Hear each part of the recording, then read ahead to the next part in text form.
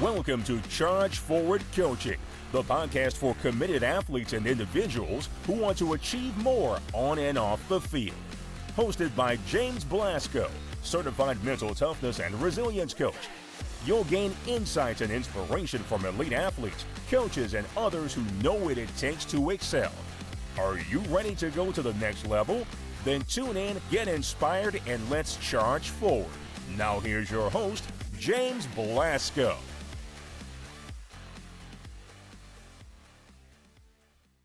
Welcome to another episode of the Charge Forward Coaching Podcast. I'm your host, James Blasco. Well, if you've tuned in before, you know what we talk about here on this podcast is mental toughness, and specifically the 4 C's of mental toughness. And it's commitment, challenge, control, and confidence. And while most of our conversations center around athletics and competition, and we love to talk about that stuff, we all know that mental toughness goes well beyond the court or the field or the arena.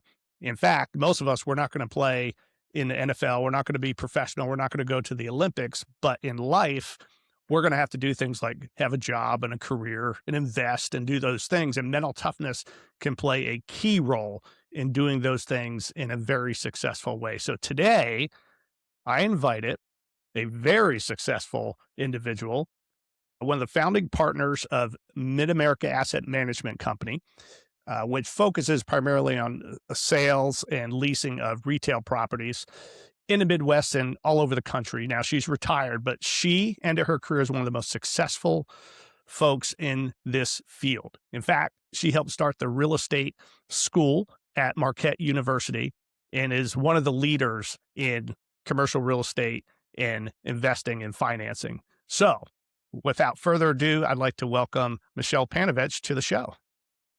Thank you, James. It's an honor to be here, and I appreciate you asking me. Absolutely. You know, as I mentioned, it's so interesting how mental toughness applies to so many aspects of our life. It's really important, especially for young people, to understand what it is and how to use it. But before we dive into that, there's a lot of interesting topics I want to cover. Why don't you give us a quick background of how you got involved with commercial real estate and your career overall? Well, it was somewhat accidental that I got involved in commercial real estate.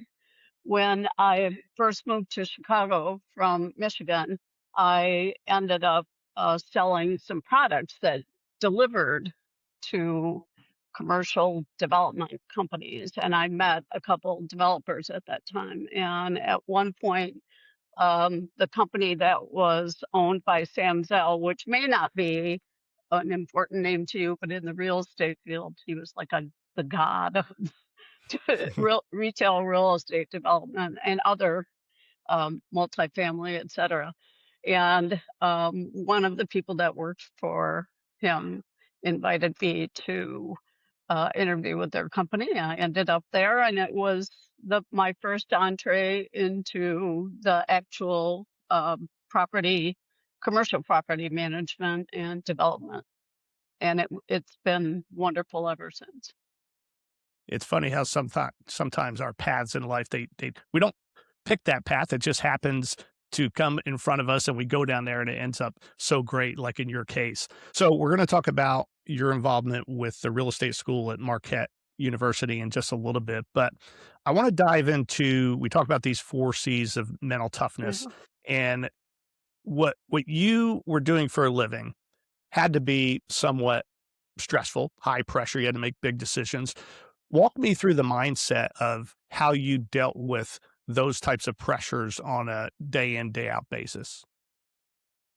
Well, you're very right about that. I mean, pressure in commercial development and management and everything that's associated with it, which is, pretty big finance situations. It's one of those things where you, every day, number one, you learn something different, which is great. But the other thing is you have to look at every deal as to whether you're going to risk losing money or make money. And so therefore, there's a lot of things you want to take into account.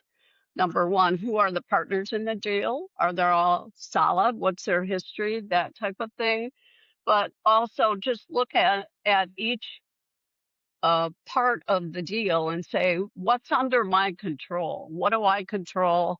And what can I influence? Because if there's things that you have zero control over and that you can't influence, and you understand the market, you probably should walk away from it, because if there's no way for you to make a difference, then it probably isn't the right deal for you.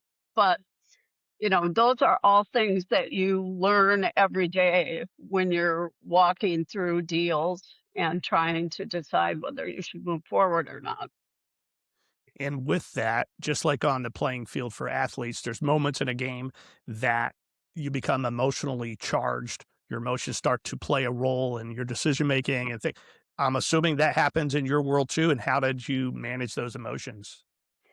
Well, one of the things that I always did was I would take a pause and maybe step back and see I if there if I thought I maybe wasn't looking at it correctly. I would go to someone else, maybe another partner, or just sit down and analyze the deal. But frequently, for me, it was just take a step away, go and do something else for 5 minutes, come back, take another look. But you really need to just um, take it one step at a time. And I used to tell that to people who work for me all the time. They would have things that they said, I don't really know how to do this. I don't really understand it.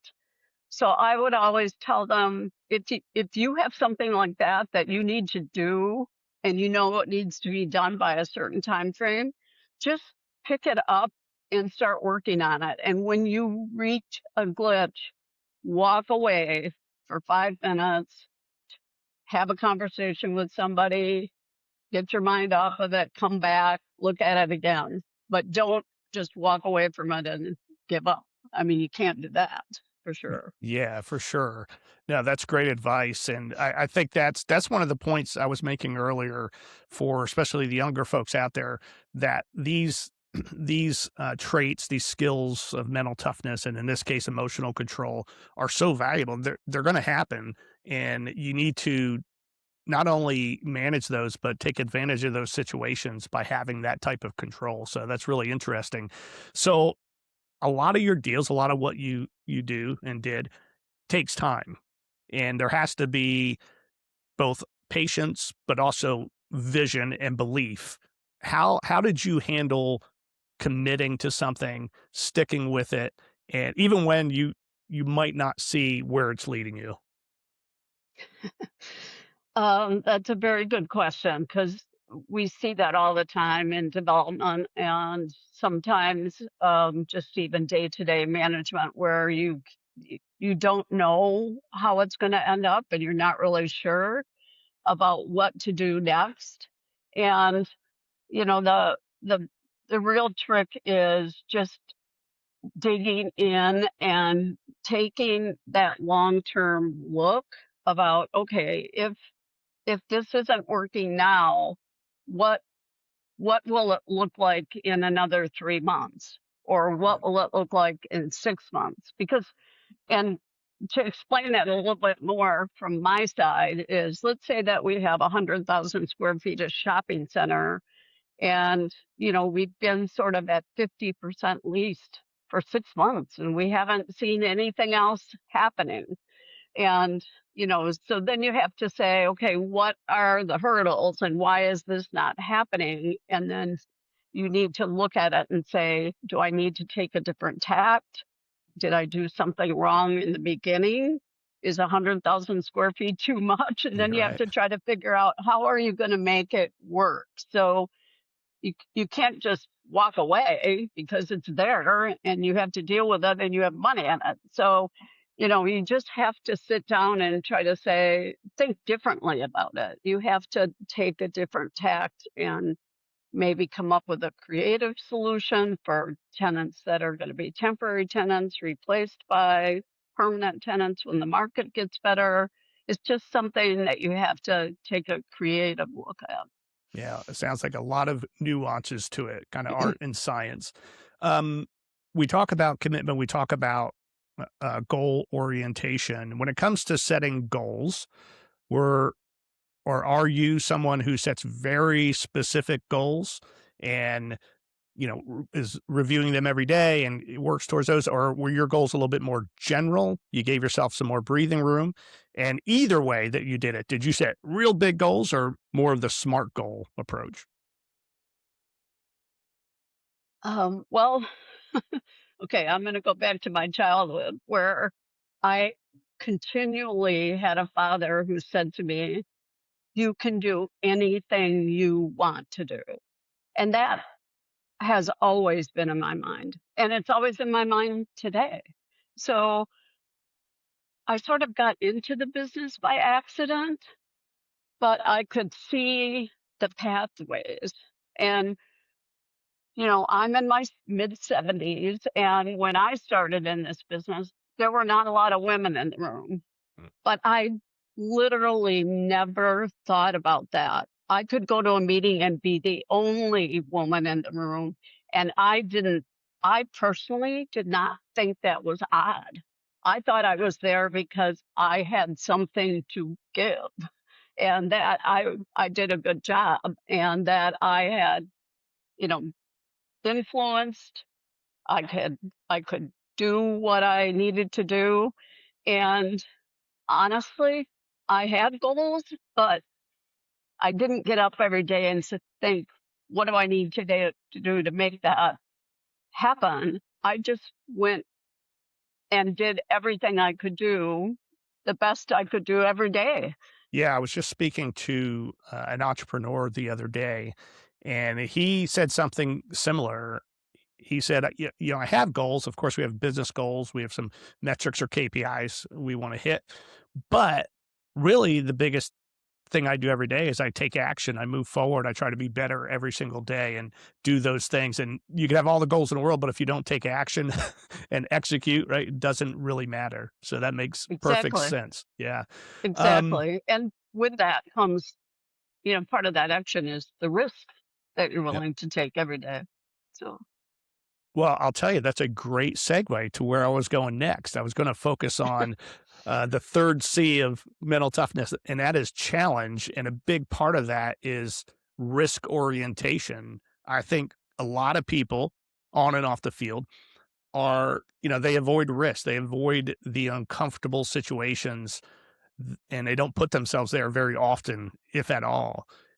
What type of let's first establish some of the big risks that you were taking, and how did you perceive those risks as you were going through them?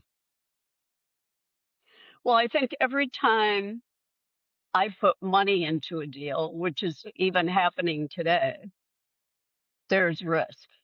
There's, in some deals a higher level of risk than others, but I don't you don't necessarily put money into any deal if it doesn't have some risk, because risk is what provides opportunity.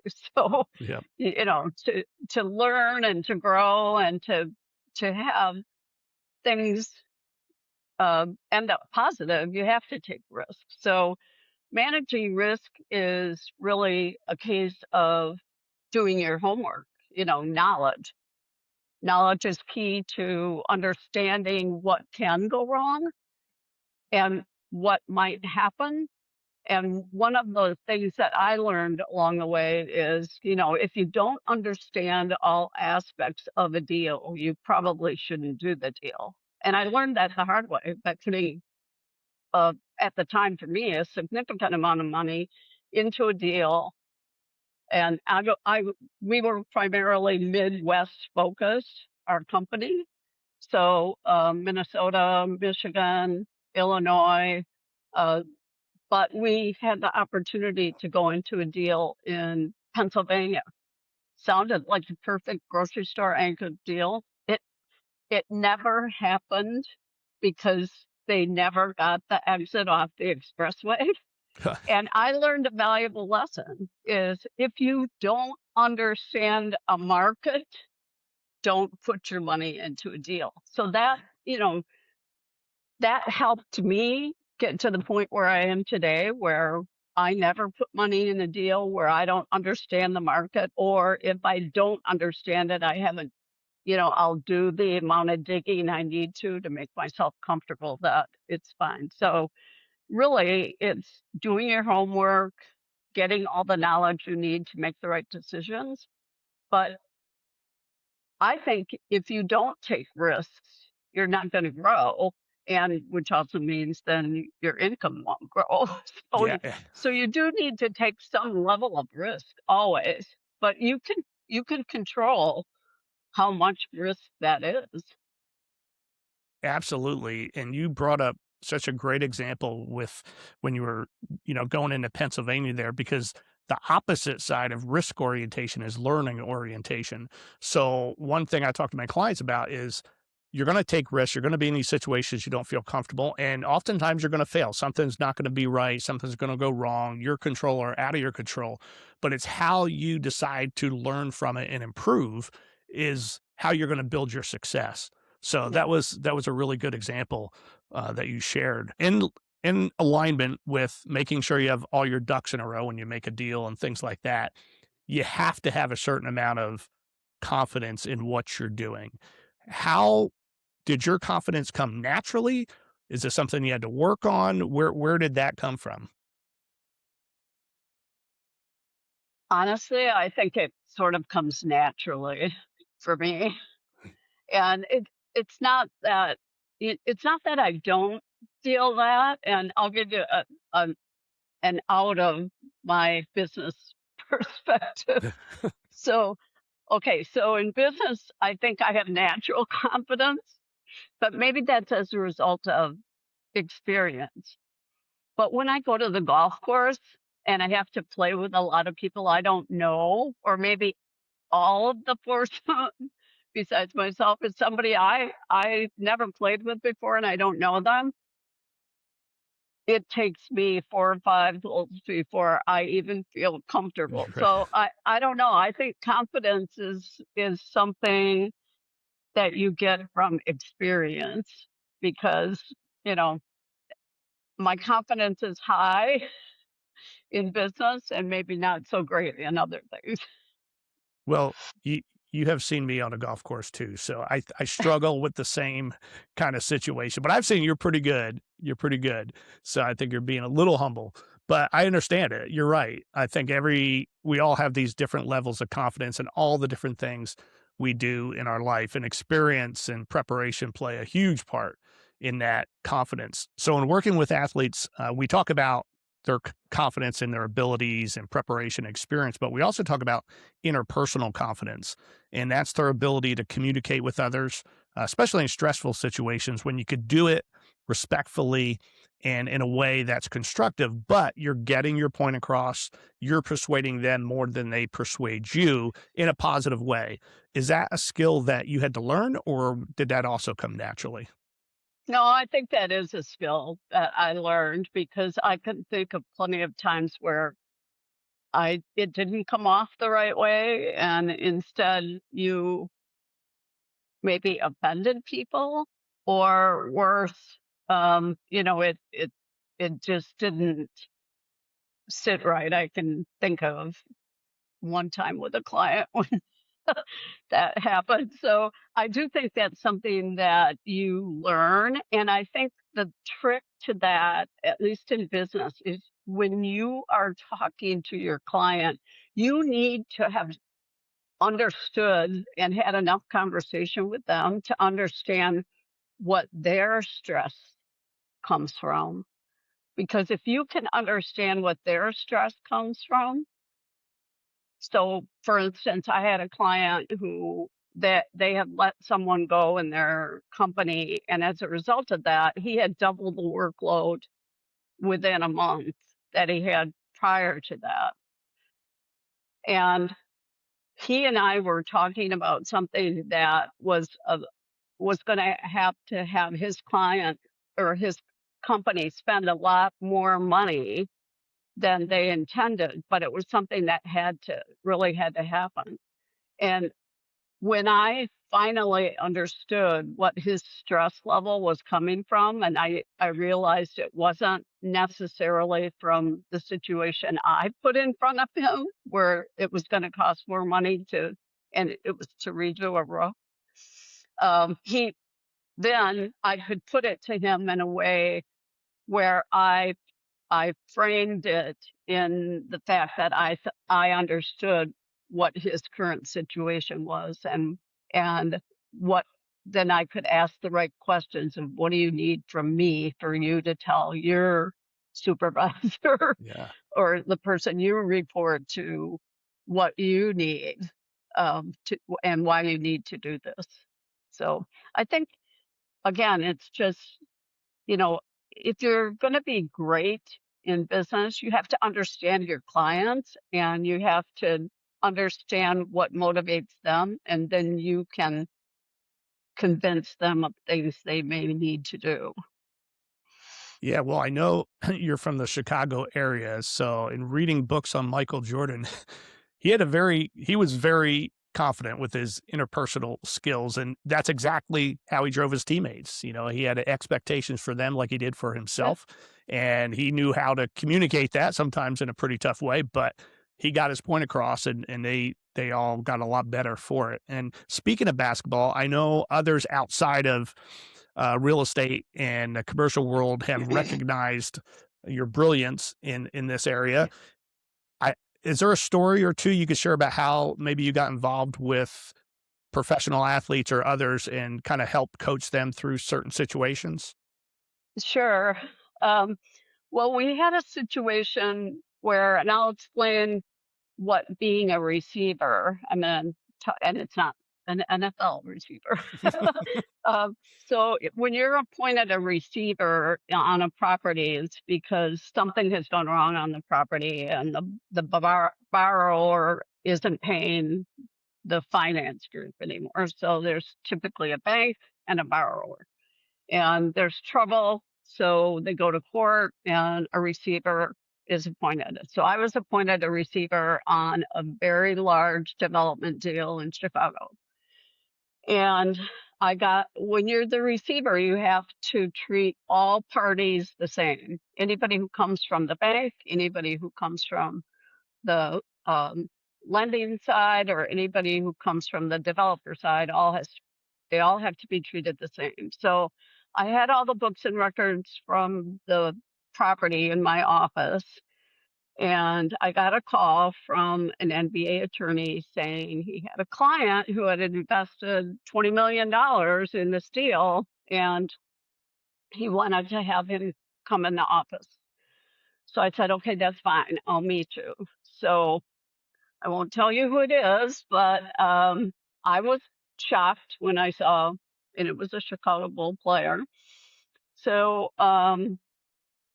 we're in there, and you can't assist them, but you can tell them general knowledge about what's there. So I said, here are all the Chicago permit boxes. Here's all the information on tenants they were talking to. And here's the 10 boxes on environmental studies. And the NBA attorney looked at me and said, there's an environmental issue on this property. And he was totally stunned. And I was stunned he asked me that, because everybody knew this had been a former manufacturing facility. They manufactured batteries and other high chemical.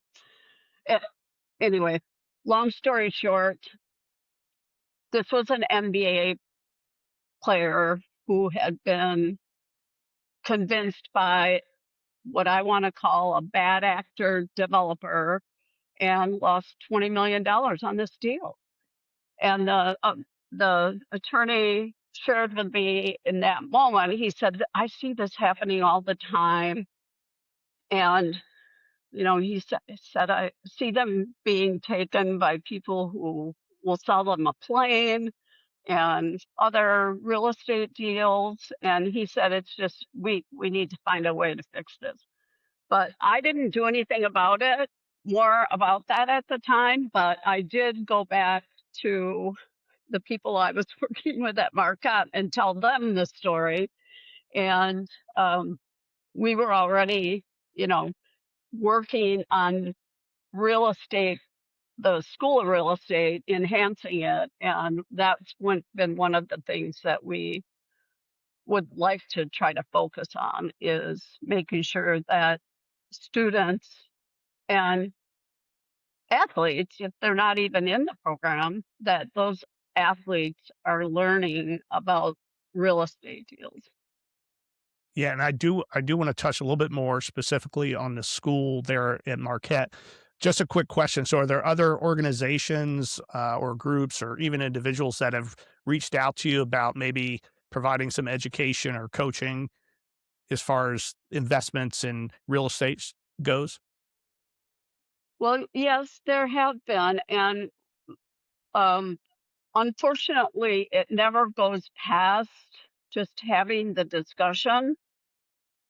I think there's been some movement on that in the last 6 months. I've seen some movement on that where, um, so some athletic directors have reached out to people that I work with at Marquette and said, we really would like to see what we can do to enhance uh, athletes knowing about real estate deals.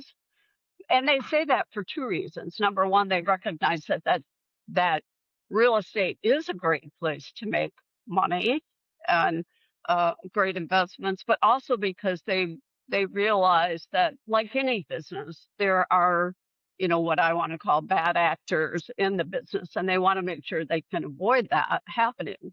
That's happening way too often. You and I talked about, you know, um, the percentage of athletes, professional athletes, who go bankrupt within the first 5 years, and it's a shocking number. So, I think one of the things that all universities should be looking at, and especially now that, you know, university athletes can be paid, I think it's so important that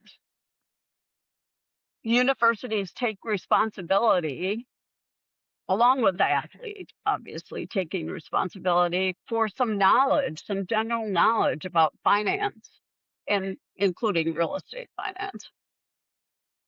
Yeah, I agree 100%. And you're right. Now you have 18-year-old kids making $1 million, 2 million, who knows how Yeah, much they're making. And other kids, they're still making 100,000 a year. And right. so this kind of education is paramount, I believe. And speaking of education, back to the school, uh, how did you, what were your thoughts, contributions in getting the school of the real estate started at Marquette? So the School of Real Estate had already been started when I got involved. And the School of Real Estate is under the business school. So it was started, but it hadn't been noted uh, until probably, or I should say notable, until about maybe 15, maybe as long as 20, but maybe 15 years ago. And one of my clients that I was handling their development on, he had gone to Marquette and had donated a lot of money for the real estate school, which was making a huge difference. And he wanted to start an advisory committee. And he asked me if I'd be willing to do that. And one of my granddaughters had gone to Marquette, so I had a connection through the family, but I also had my strong connection through this real estate client. So that's how I got involved initially. What grew from there was, in the last 6 years, well, it was probably goes back much further because it took us 3 years to get the program approved, but we created an applied real estate program where we have 7 investors, myself included, 7 investors, and we pool our actual money, and students assist in finding the deals, and then they analyze them. They do the pro formas, and then they present them to the committee, and we say yay or nay that we're going to put our money into it. So it's real deals with students presenting them. And this is in an undergrad program. This, to me, is one of the best things I've done in my life. I didn't know what I was going to do when I retired. This has been so rewarding because these students come out as undergrad walking into amazing, and I don't want to say walking like they didn't try to get the jobs and didn't prove themselves. They can prove themselves because this program, which would typically be a master's type program, allows them to present themselves to big name companies and get great jobs right out of school. That's fantastic. I can see why you are so proud of that specific accomplishment. I think it's critical that young people, students get that type of experience, whether it's in real estate or not, to help them grow, help them, get into the real arenas of life and learn how to perform there. So that's tremendous. I applaud you for all of that. So we're going to wrap it up here, and I'm going to ask you a semi-tough question. It's not a golf question, so don't worry about that. Through all the experiences you just shared in your career, if there was just one or two key things you could share with a young person, whether they're an athlete or not an athlete, doesn't matter, to help them move forward in life, in their career, in a positive way, what would you recommend? Well, the one thing that I always encourage people to do is to look beyond what a short-term goal might be and think about, and a lot of people have trouble with this. And I know they don't like the question when they get interviewed is, where do you see yourself in 5 years or 10 years? But if you're not looking at that, it's tough to move forward because that's the goal, is to continue to improve yourself. One of the great ways to do that is to reach out and improve the people around you. And that, I think, is something that people don't necessarily think about. They don't necessarily think about when they're in conversation with someone. Oh, I could tell them this, or I could advise them to, reach out to this person or call this business and pitch to them.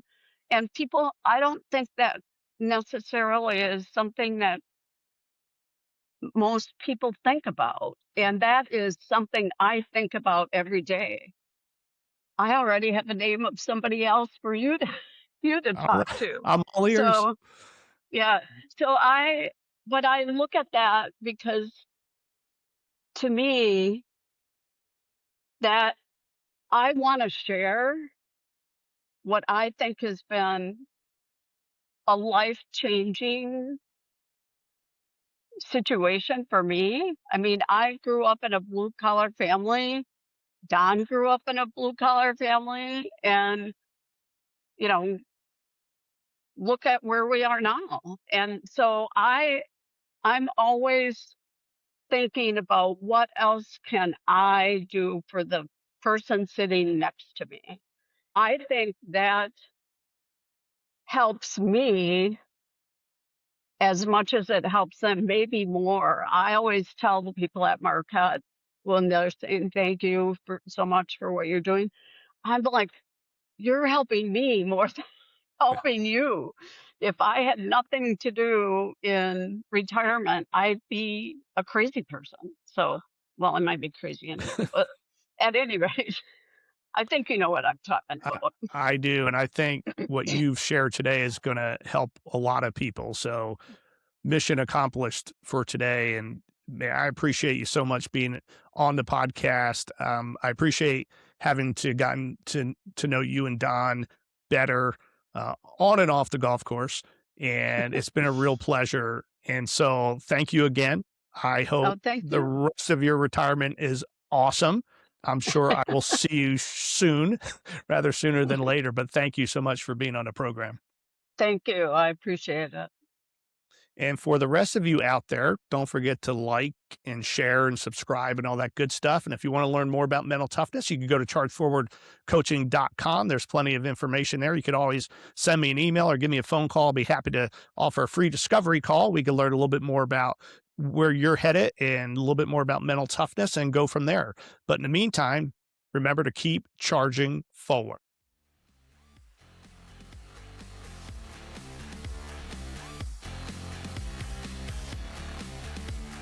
Thanks for tuning into this episode of Charge Forward Coaching. Remember, the journey to greatness is built on mental toughness and consistent effort. So head on over to chargeforwardcoaching.com and book a free discovery call to take the next step in your journey. Until next time, stay focused, stay determined, and keep charging forward.